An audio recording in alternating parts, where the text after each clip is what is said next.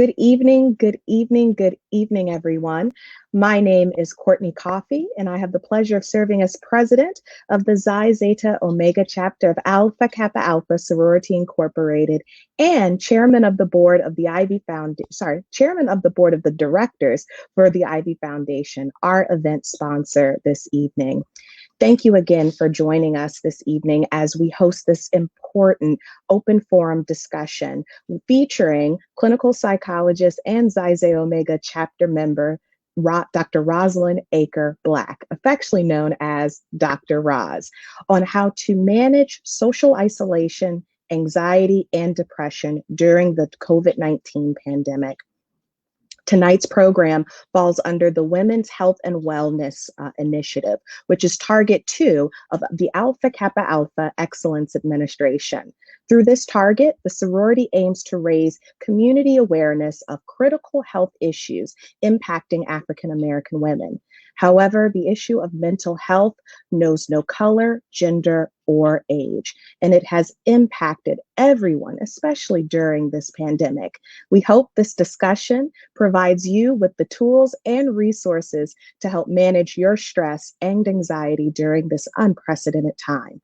I'd like to thank Dr. Roz, our moderators, Monica Roche and Jasmine Tingling Clemens, our event chairs, Monica Roche and Crystal Williams, our Target 2 chair, Dr. Leslie Goffney, and the entire planning committee for this important discussion. Without further ado, I'm happy to transition the rest of our program to Tracy Harrison, our first vice president and program committee chairman, who will introduce our guest speaker. Take care and be well. Tracy? Thank you so much, Sora Courtney. To many of us on this panel discussion this evening, our speaker needs no introduction. She is everywhere. As stated by Courtney, she is affectionately known to all as Dr. Roz. She is a native of Rome, Georgia, and now calls the DMV her home along with her husband. She is a graduate of Fisk University and received her doctoral degree at American Schools of Professional Psychology at Argosy University here in the district. Dr. Roz is an award-winning psychologist, chief operating officer of the Gold Grinders Foundation, psychology professor at local universities, subject matter mental health expert, and consultant. And if that's not enough, she's a regular guest on WHUR as a relationship expert and the host of her own podcast, The Dr. Roz Show. She is also the owner of Dr. Roz Therapeutic and Coaching Services. As a member of Alpha Kappa Alpha Sorority Incorporated, Xi Zeta Omega Chapter, we are so proud of her many accomplishments. I fondly present to you this evening one of the Daily Record's very important professionals under 40, two-time winner of the Daily Record's Top 100 Women of Maryland and the North Atlantic Exemplary Citizen Award, Dr. Roz Aker-Black. Welcome, Dr. Roz. Thank you so much, Sora, Tracy, Sora Courtney, and thank you, Target 2 Committee, for putting on this great event.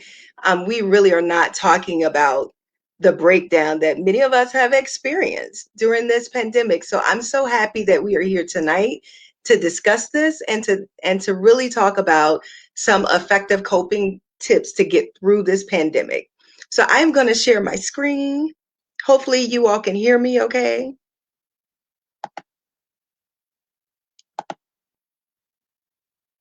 One second.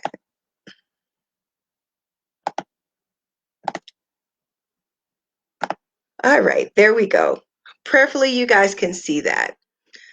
So tonight we're going to talk about tips to thrive during COVID, and I really want to focus on social isolation because we have all been in this pandemic for over a year now. And so we are all in a place of where we're ready to get out. We want to break loose. We want to see our friends. We want to see our family. But it's been tough. And even as a mental health professional myself, I've even struggled. I think I've shared with friends that One Sunday morning, I just woke up in tears because I just wanted to go to brunch and be with my girlfriends, things that we used to do before this pandemic took control of all of our lives. So even as a mental health professional, I have had moments of dealing with the struggles of being in this pandemic. So tonight we are going to learn, our course objectives for tonight will be understanding social isolation, the effects of social isolation, and tips for managing social isolation. So let's get into it. What exactly is social isolation? Social isolation refers to a lack of social and emotional connection. It is distinct from solitude, which is simply the state of being alone. Social isolation can occur in solitude or in the vicinity of others. So you can have a multitude of people around you and still feel like you were socially isolated. You may feel like you don't fit in, or as the world is opening back up, you may be a little nervous to get back out in the world. I went to my first social event this Saturday, and although I'm vaccinated, I was a little nervous. And the event was outside. We were socially distanced, but still, you just don't know what people are doing. So while I'm normally a social butterfly, I kind of was a little reserved because of this pandemic. So you can be around a multitude of people and still feel socially isolated. So let's talk about the differences between isolation, solitude, and loneliness. They're all similar terms, but they have distinct meanings. So solitude is the state of being alone. Isolation is a lack of social relationships or emotional support, where loneliness is a craving for social contact. It is often linked to feelings of sadness and emptiness. And if we're really being honest, we've all experienced a little bit of that during this pandemic. We've all had moments of feeling lonely. We've all had moments of feeling alone, especially if you live by yourself in this pandemic. It may seem like, the walls are caving in on you. And we've all had moments of where we may not be connecting with our social relationships or that emotional support that we were used to when we were really functioning in the world pre-pandemic. So we all have experienced the different types of social isolation that can occur. So solitude, isolation, and loneliness.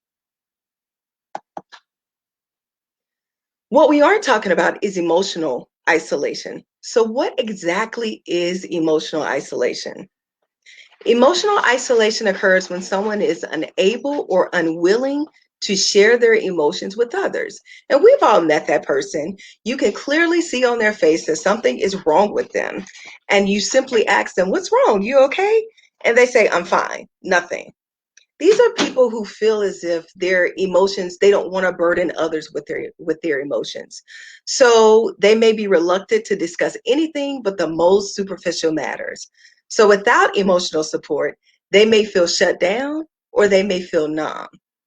And this is really, we've all heard the statement, check on your strong friends. This is really a time that we should check on those people that ordinarily are there for us during hard times, because when situations like this pandemic occur, when someone is out, when someone is always the person that everyone comes to, they feel like they don't have anyone to come to. So that can leave an individual in an emotional isolation. It can also occur due to social isolation. So, yet a person may feel emotionally isolated despite having a social network. So, while we are all in this wonderful sorority, we have sisters all over the world. We have a thriving chapter here in the DC metro area. That doesn't, reclude us from feeling socially isolated. So you can have a network, you can have a huge social network, but it doesn't mean that you may not experience social isolation. So even though relationships are necessary for our well-being, they can trigger negative feelings and thoughts. So emotional isolation can act as a defense mechanism to protect a person from distress. So we've all heard of someone like they're just so closed off. They never show emotions. You never know what that person is feeling. You never know what that person is thinking. Typically, that is someone that is using emotional isolation as a defense mechanism because they don't want the distress of having to tell their story, to explain what it is that they are experiencing, or being asked a multitude of questions that they may not absolutely have the answer for. So typically, when you ask that person, "What's wrong? Are you okay?" and they say, "I'm fine. I don't need anything. It's nothing." Maybe they don't have the answer. Maybe they do not know how to verbalize what it is that they are feeling. So that's not a time for us to become upset with that individual. That's just a time to be patient and encourage them that you are a safe space for them. Typically, this happens with parents and their teenagers. Their teenagers are typically kind of shut off, especially during this pandemic, because they're missing their friends. They're missing social events like the prom and football games and basketball games, track meets, places, just the cafeteria, places where they could connect with their friends. And so, because they don't want to burden you with that, or they don't want to answer a lot of questions, they may just say, they may put on the face that I'm fine, there's nothing wrong. But clearly, if you pay attention to their actions, you are able to see that there may be some discomfort there. So if you do have teenagers, it's great to keep out, or young kids as well, it's great to keep out a watchful eye just to try to manage to see what they may be experiencing, or just being observant if there's a change in their behavior. Again, what is emotional isolation? Someone, even in an intimate relationship, can still experience emotional isolation. So, one or both partners may feel alone within the relationship rather than supported and fulfilled. So, during this pandemic, there have been a multitude of couples who have had their experiences of hardship just because they're stuck at home all day with each other. And we hadn't had that before because typically most adults go to work. Most couples are going to work. And so they're spending at least 8 hours away from their significant other. But now they're in the house all day with them. And then they're trying to do virtual learning through school. And it's all overwhelming. And so they may feel alone, especially if they feel like they're handling the bulk of the load in the relationship. They may feel emotionally isolated rather than having the conversation about how they feel because they don't want an argument. They bottle it up inside, and so they're not really expressing themselves. So even if you're in a relationship, even if you're not living alone, you can still feel emotional isolation. So it's really important to understand what that looks like, so that when you see that happening in your relationship, that you can kind of nip it in the bud, or have a conversation about it, or develop a plan to ensure that you both are feeling supported in the relationship. And that's with your with child parental relationships as well. So let's have a discussion about the physical effects of social isolation. Numerous studies have documented a link between isolation, loneliness, and physical health effects. So loneliness may be as bad for a person's health as smoking 15 cigarettes a day. Some of the many health effects of isolation and loneliness include higher levels of stress hormones and inflammation, heart disease, including high blood pressure and coronary artery disease, a heightened risk of developing a disability, increased vulnerability to chronic illnesses such as type 2 diabetes, and social isolation may even increase one's risk of premature death. So a 2015 study found social isolation increases a person's risk of death by about 30%. And what that really tells us is that we absolutely need the social interaction to survive. When you feel as if you don't have anyone, when you feel as if no one cares, or you don't have anyone to turn to, that can quickly turn into feelings of helplessness and hopelessness. So make sure that you are connecting with your support, your family support, your emotional support. So because sometimes you may not see when that you may be dealing with something that we look in the mirror all the time and we may not see something that's going on with us, but somebody else on a Zoom, they may be able to recognize that you may have a lump in your neck or something of that nature, something that you just haven't seen. So it's great to ensure that you are communicating and keeping that communication going, because your health literally depends on it. So let's talk about the mental health effects of social isolation. Isolation can increase the risk of mental health issues such as depression, dementia, social anxiety, and low self-esteem. Isolation and mental health issues can also interact with one another in a feedback loop.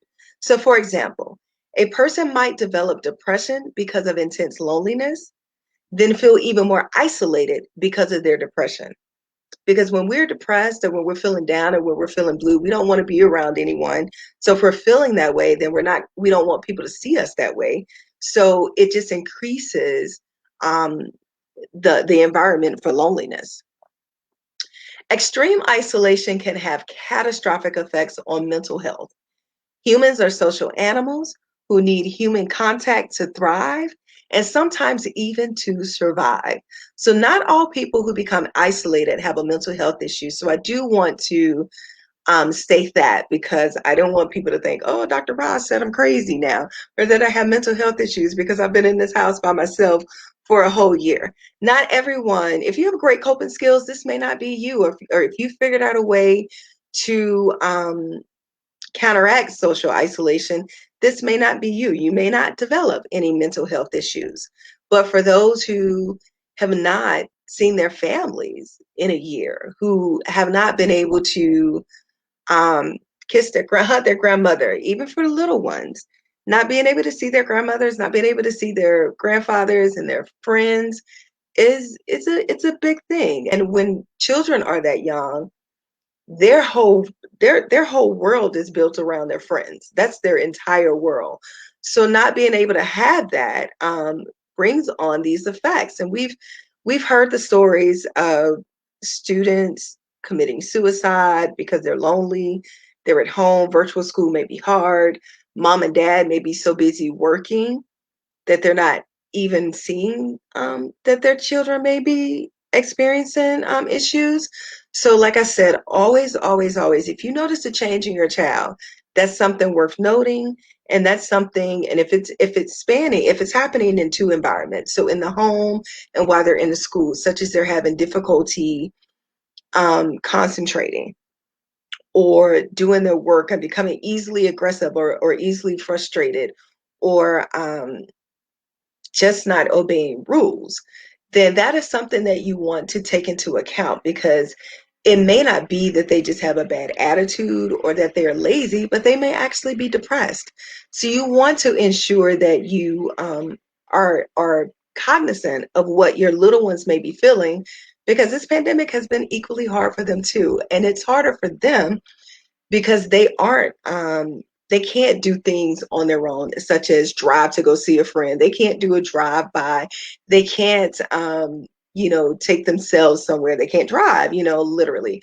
So it's harder for them to get out and to socialize. Whereas for us, if we want to meet a group of our girlfriends or our guy friends in the park and do like a little socially distant lunch or something, then we can do that, but not for our kids. Our kids do not have that luxury of doing that because they're dependent on us. They're not autonomous, so they're depending on us.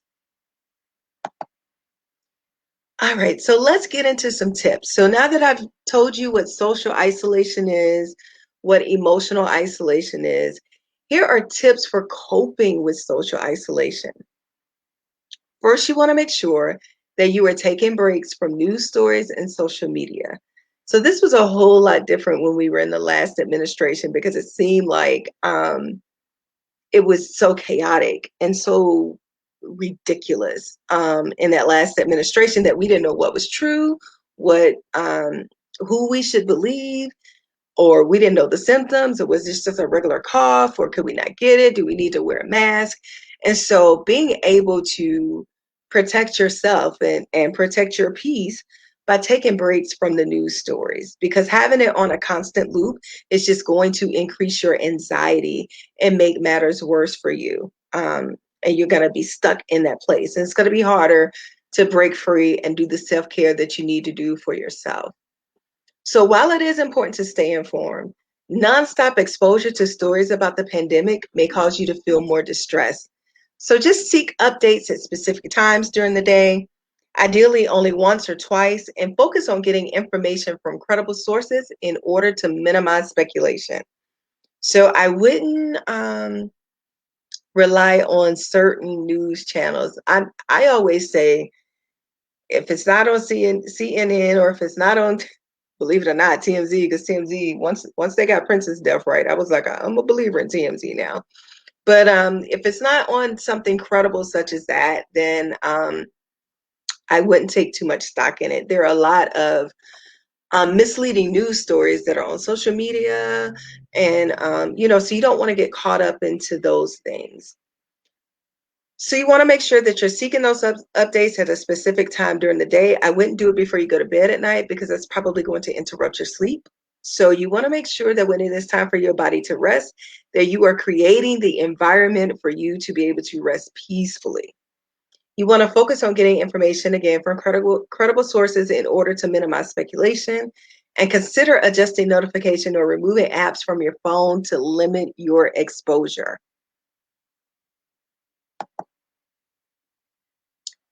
So some more tips. Don't forget your basic needs. When you're preoccupied with a crisis, it's easy to forget the everyday habits that can improve your mood and well-being. So if you're not feeling well, I always tell people to keep your schedule. Make sure you get up and take a shower, brush your teeth, wash your face, because that does make you feel a little better when you are doing those basic needs for yourself. You want to make sure you're getting enough sleep, and here's why. When we go to sleep at night, that our body is repairing itself from the stress that we've had during the day. So if we're not taking the opportunity to rest and to repair, then we're just going to repeat a beaten down cycle daily. So you want to make sure that you give your body every opportunity there is to repair itself. So make sure you are getting enough sleep. You want to spend time outside if possible. Of course, safely, while maintaining safe distance from others. So taking a walk, getting out on your patio, doing yoga, finding great ways to keep your body active and to take up time, or even do a dance party. I love to dance, so I would, play some music, go walking my dog, or just get out and do the wobble. Just go outside and do the wobble so I can get some vitamin D and so I can feel like I'm alive, right?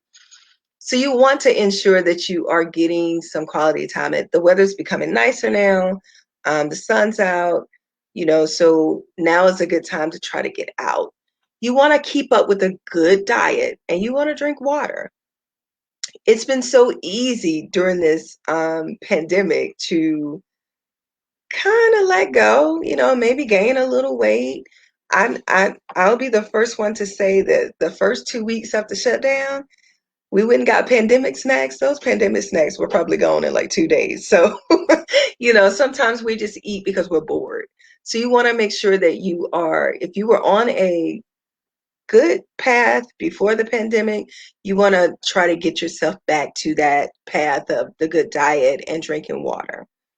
Try journaling, meditation, or breathing. You would be amazed at just how much breathing can change the course of how you are feeling. Because here's the truth. Our bodies are amazing. It is physically impossible to be anxious and relaxed at the same time. So when you feel anxiety coming on, take a moment, take a beat, and start to do breathing exercises. And you really only need to do like 5 or 6 for it to really calm you down. So you can always kind of manage that anxiety before it creeps up on you by developing, putting tools in your arsenal, such as breathing, and you can manage that yourself, or journaling, or doing meditation. You can go to YouTube, and there's you can download YouTube, the 30-minute YouTube meditation music. And, that can help you to get you relaxed. And so, you want to do things that are bringing you some calm and bringing you some peace, and things that are working in your favor. You have a lot, and a lot of people think that when they get anxious, that things are just out of control. But you really have a lot of power over how you are feeling, because after all, anxiety is a feeling, and a feeling is a choice. So you absolutely have the power to kind of manage that by putting these things in your arsenal. And when you feel the anxiety coming on, when your palms are sweaty, when you start sweating, when you may start stuttering, when you may get a little confused and not know what's going on, take a beat, just stop and do some breathing exercises, and it will center you. Absolutely. So that's a great tip to kind of help with the social isolation.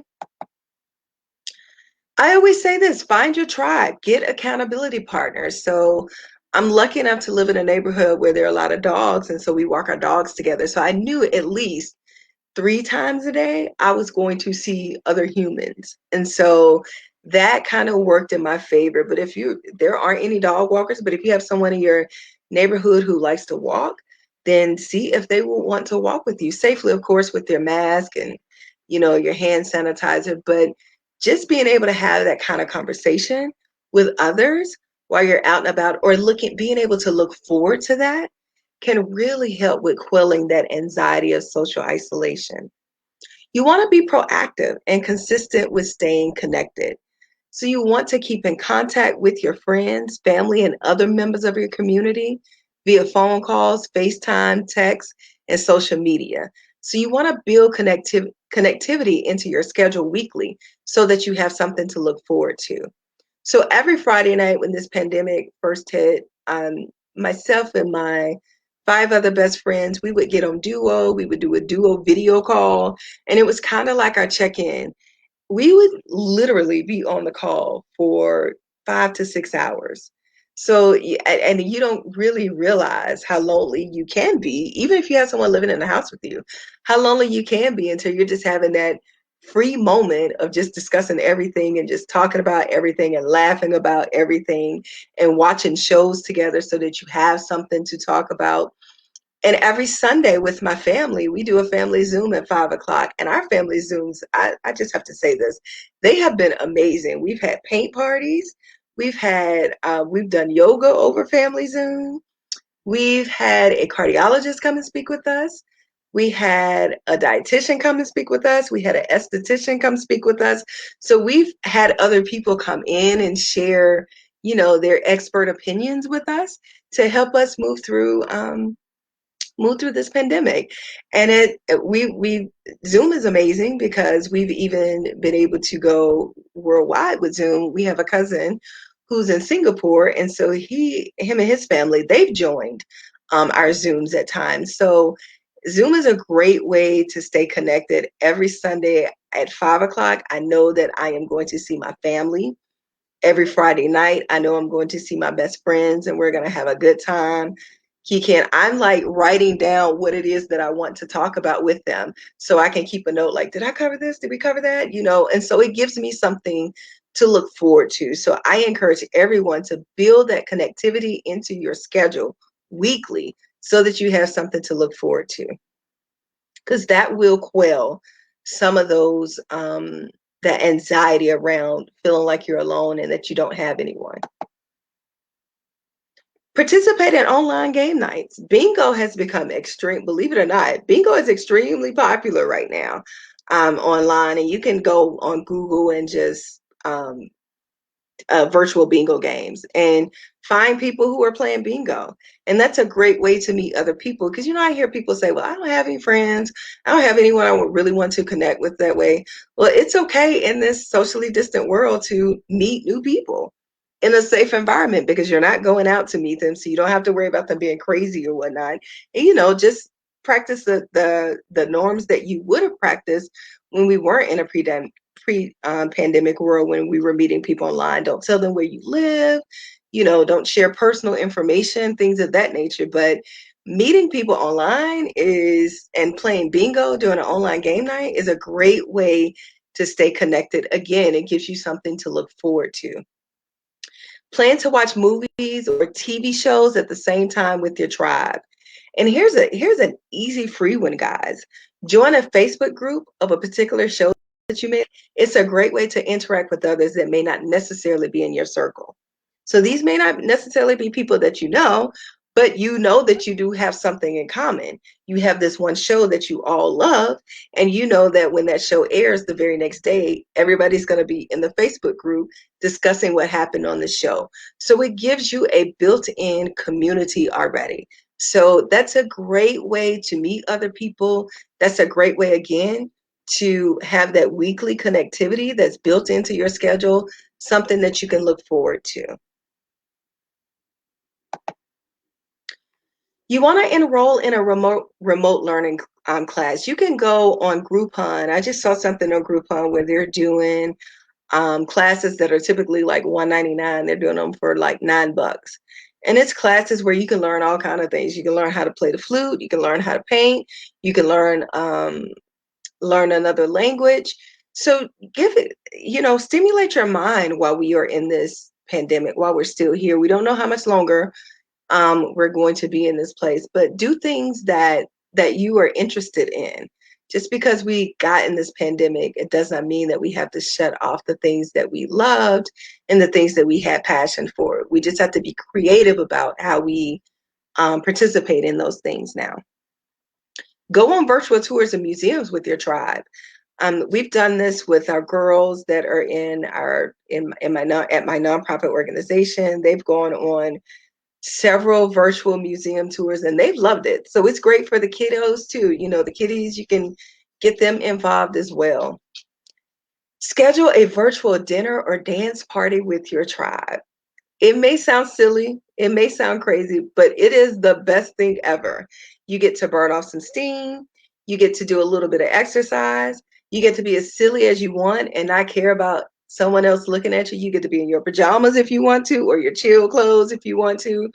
But it's a great way to stay connected and to create new memories. Start a virtual book club. If you're an avid reader, start a virtual book club. For those who like to indulge in a little alcoholic beverage, join an online wine club. You can Google all of these things. There are online wine clubs that you can join, and it's a way that you can meet other people, get connected with other people. Join meetup.com to find people with your interests and participate in socially distanced events. Or you can host a virtual cooking competition. And I like doing this and involving the kids in with this. So let your children be the judges. So you can host a virtual cooking competition with your family and all the kids are like the judges. And so it's not like you're actually going to taste the food, but you can judge people on their creativity, on how well they meshed a meal together, on presentation. So there are all kinds of ways that you can make it a fun event, especially if you have a competitive family. So this is something great that you can do with your family or friends. And I always say this: recognize what you are feeling, acknowledge that you are feeling it, and if it becomes too overwhelming, know that it is okay to reach out for help. In any city here in America, you can dial 211 to obtain local resources in your community. So it's really just like dialing 911, but simply just dial 211 and you'll be connected to an operator that can get you local resources. So say, for instance, you need social services, you need help with your utilities, your bills. You can dial 211 and be connected with someone that can connect you to a local resource in your community. So again, I say you do not have to go through this alone and by yourself. There are things that you can do, things you probably haven't even thought about doing. It just takes a little creativity to make it happen. But you certainly, if you're in a funk, right, you certainly have some tools here now that you could do to help you get out of that funk a little bit. But if you feel as if it's too far gone and it's just everything is just very, very overwhelming and you are experiencing those symptoms of maybe depression or anxiety, then you can always reach out to a mental health professional. A lot of us are busy right now. I will say during this time that we have been busy because people are taking the time out to recognize that they are experiencing symptoms. So, and that's a good thing. That's a great thing because we want you to come to us. But I would say this: don't give up on looking for a therapist. And even though you may meet someone and the first match may not be what you want it to be, that's not all therapists. I always tell people this: that therapy is like finding the perfect shoe. So you may have to try a couple before you're like, this is the one. But don't give up on yourself because you feel like it may not be a good fit. You always have the opportunity to ask that therapist to refer you to someone else. And they will. We will do that. So if you are experiencing any of these symptoms that we spoke about earlier with the social isolation and emotional isolation, you are not alone. There is help. And I always like to say this, that because I always hear people say, especially in our community, I'm just gonna pray about it. I'm a Christian too. I believe in prayer. I believe in having an abundant prayer life. But God also puts individuals like myself in your life as well to help you. So make sure that you are reaching out to every resource that you possibly can, because prayer helps, and therapy can actually help that prayer that you've been praying to get you some resolution. So I thank you. I hope these were great tips for you tonight.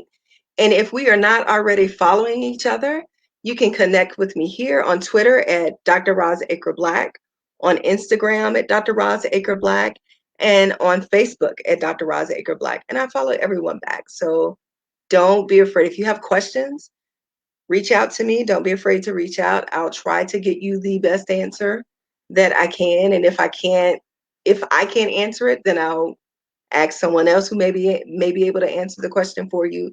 But if you are in that place that you feel like you are struggling, know that you are not alone, that there are mental health professionals that are here that are willing to help you and will want to work with you and want to see you at your best self. So at this time, I'm going to stop sharing and turn it over to our moderators.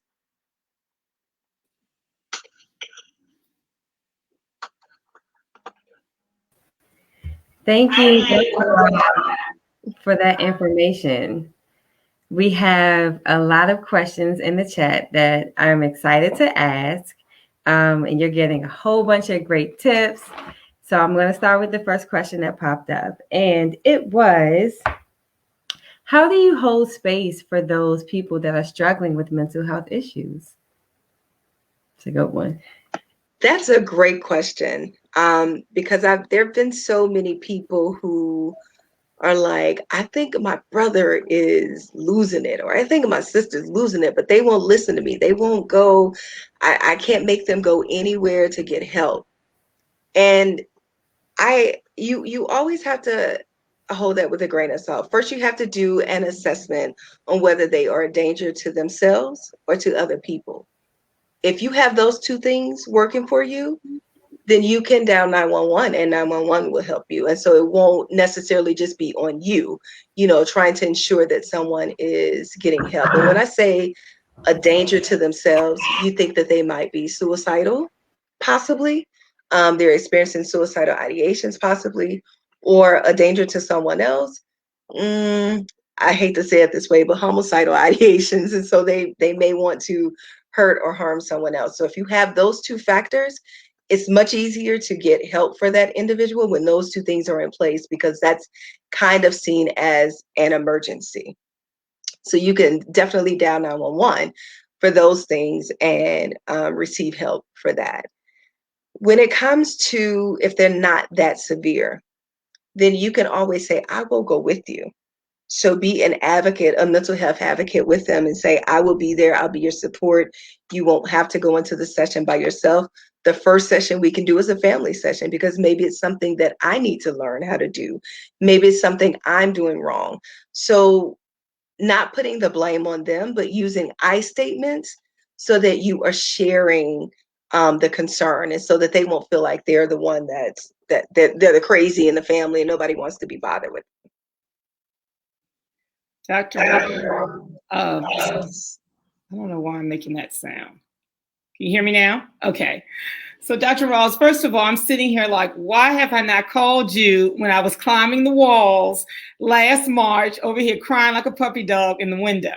So thank you. And I have your number on speed dial. So I really am behind. So this is so important and so wonderful because we're just not out of this pandemic, even though people think we are. So one of the questions someone asked is they have a child that's really struggling now through this epidemic and through these times. What suggestions would you give them? Oh, sorry. Sorry, I was on mute. Great question, because our little ones are really struggling. And so if they're between the ages of maybe 1st to 3rd grade or kindergarten to maybe 3rd grade, you might be able to do a little play therapy with them. And so they may not be able to verbalize how they're feeling, but if you sit down and play with them, like, so maybe if you have a dollhouse, you have the mommy, that you have the nuclear family, right? They may act out what they are feeling in their play. And so that will give you some indication of what they are experiencing, because the little ones, they really struggle with saying, "Mommy, I'm sad." They just know that they're sad and that they miss their friends. And so that's a great way to try to figure out what's going on with them. And I do think that a lot of us, we're still doing virtual right now. So play therapy over Zoom may be a challenge, but you as the parent, you can do it at home and just sit down, and they're not going to think they're like, oh, somebody's watching me, observing me. They're like, oh, mommy's playing with me or daddy's playing with me.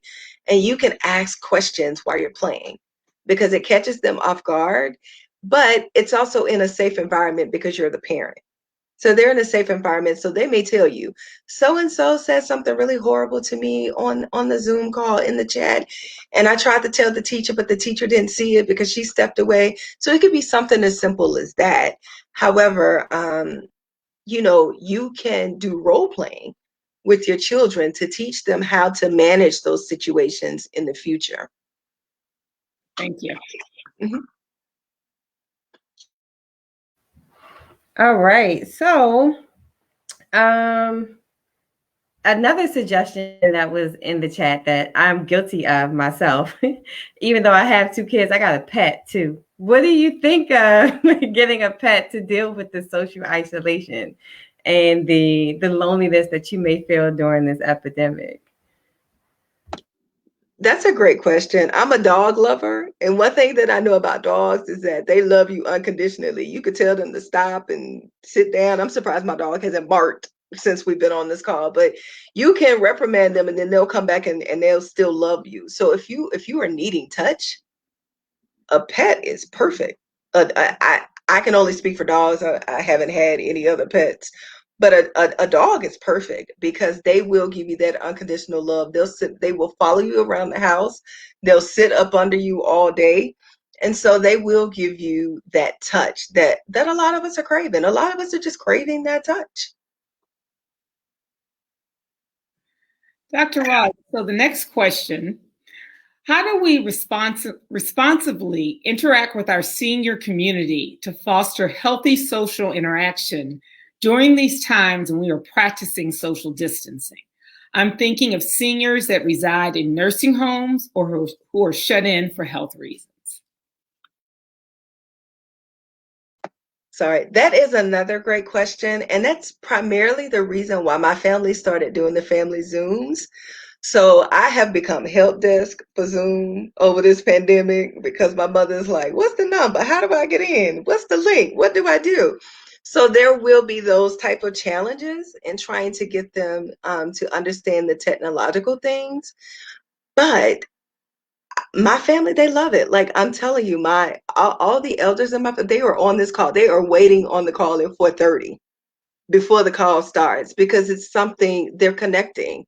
And we've just had conversations about when they were growing up, just like letting them talk. And so a simple phone call it can help as well, you know, and if they're a little tech savvy and can kind of understand understand how to actually get into a Zoom, if they can understand that, then I would say do a Zoom with them and play bingo. You could play bingo, you could play trivia games, you can watch a movie together on Zoom. We've done that too. We've done so much in a year that it's unbelievable. And for me, it's been amazing because I have not seen my mother in 2 years.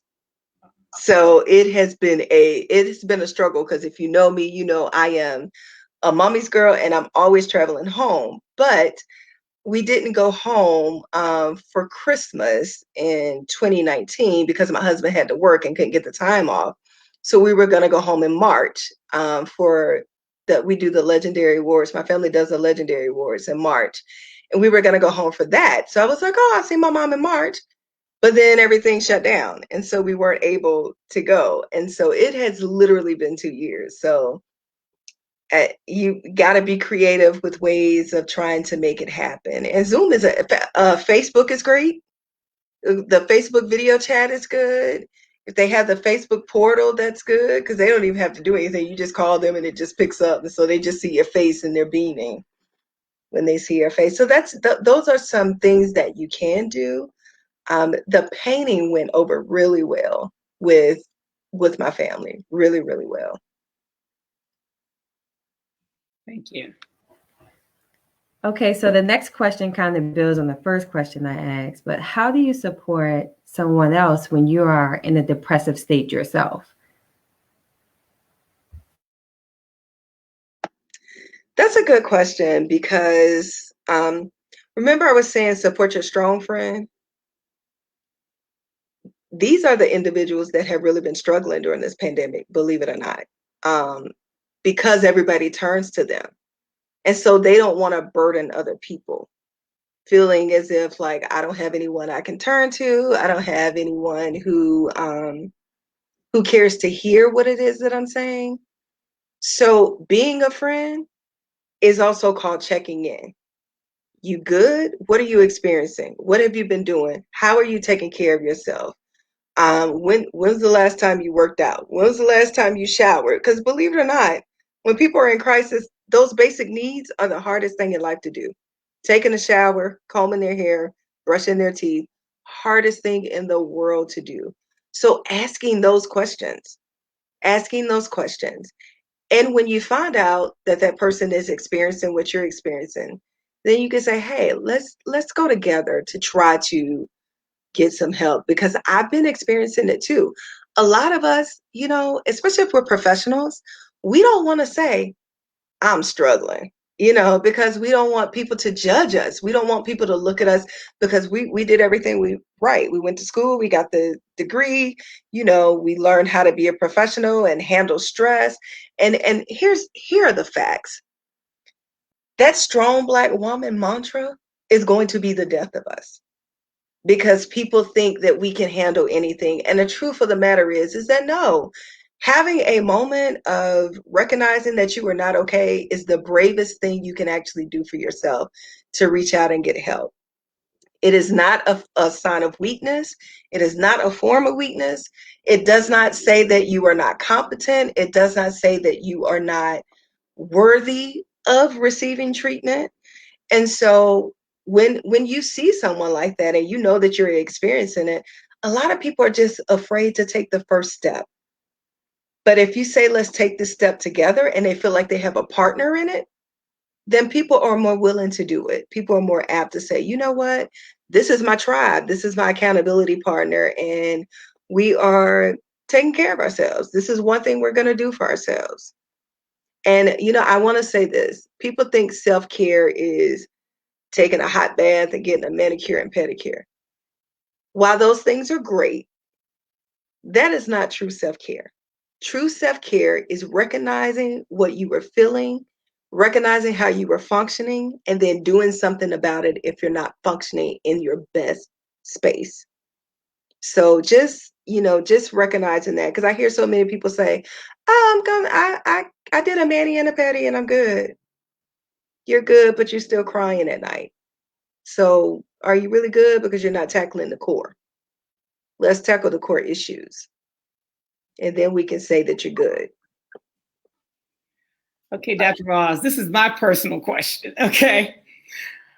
You talked about sleep and how important sleep is. I do not sleep enough. And I know it. And people see my emails late at night. And I think because my mind is spinning. I have those 1,000 things to do, and I'm feeling around here, feeling around there, and it's 1 o'clock in the morning.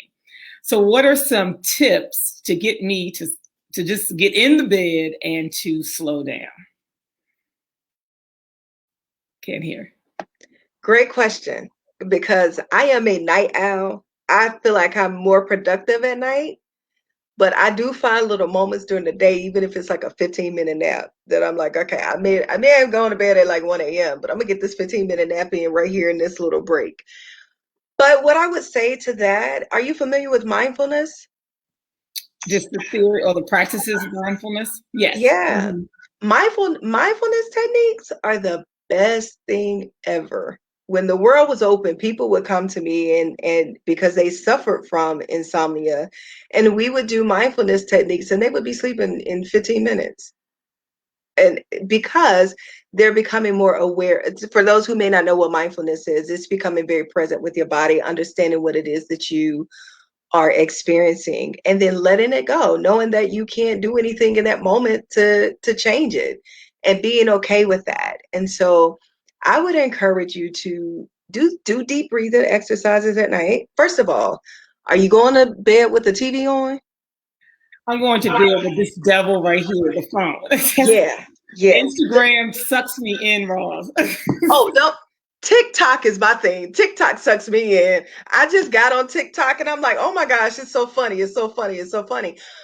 But, at the end of the day, I always ask myself, okay, how much do I want to pay for this in the morning?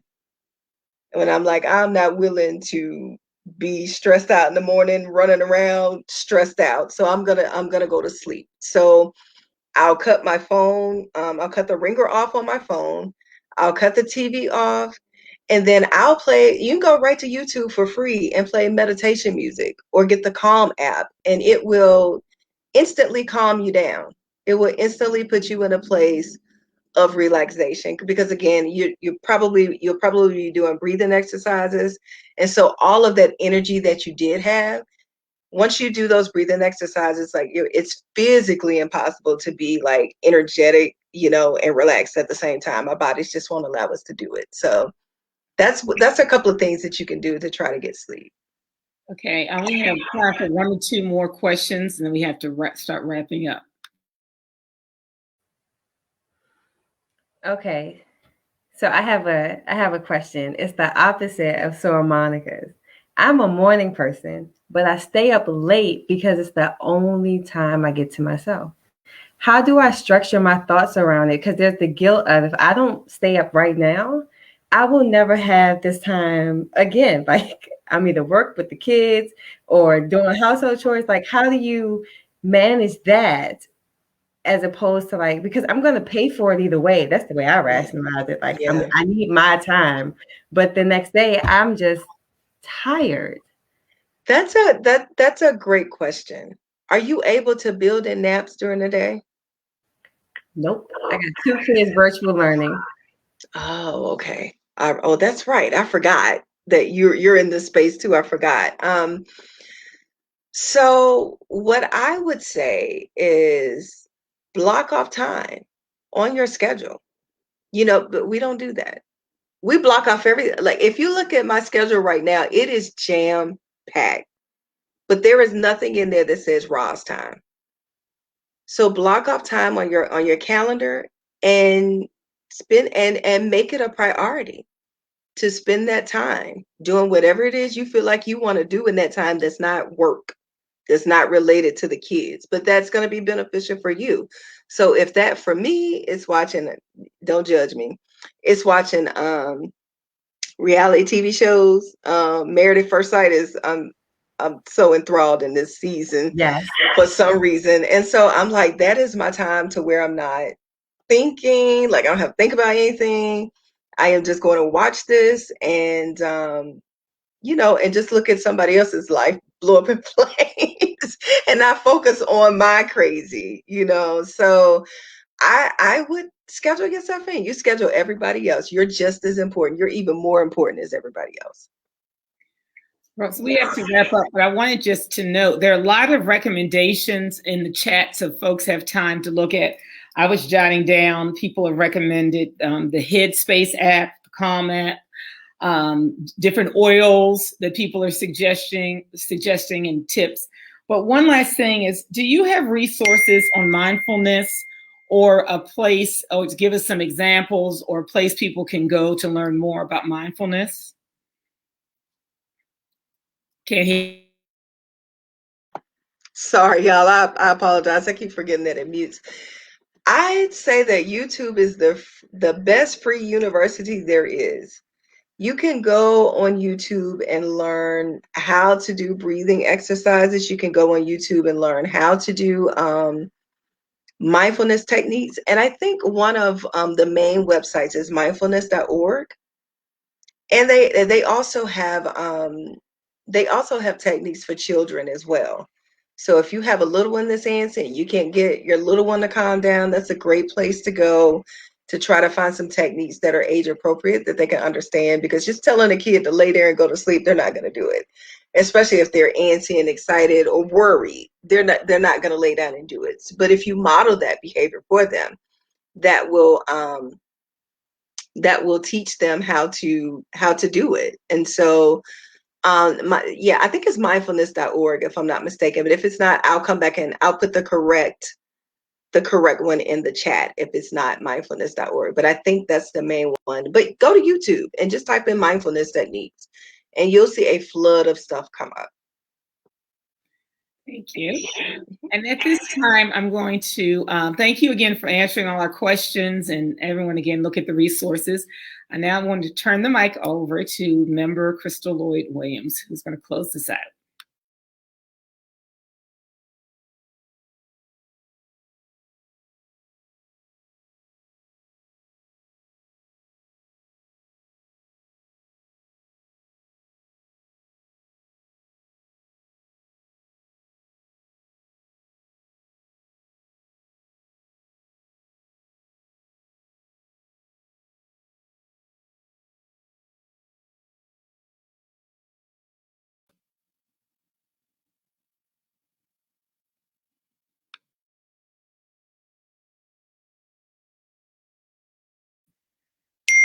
I'm sorry, we had some technical difficulties. So I just wanted to, on behalf of Xi Zeta Omega, and as your event chair, I would like to thank everyone for joining tonight, for your attendance and your questions during tonight's program. We are so pleased that Dr. Roselyn Aker-Black, clinical psychologist and our Xi Zeta Omega soror, was able to host this session. A recording of this event will be posted on our page for your on-demand viewing. Please continue to visit us and to learn more about our upcoming events via social media. You can check us out on Instagram at Xi Zeta Omega, AKA, on Twitter at Xi Zeta Omega, AKA, and on Facebook at Xi Zeta Omega 1908. So many thanks again for joining us. I hope you learned as much information, this wealth of knowledge that Dr. Ross shared with us. So thanks for joining. And at this time, okay, perfect.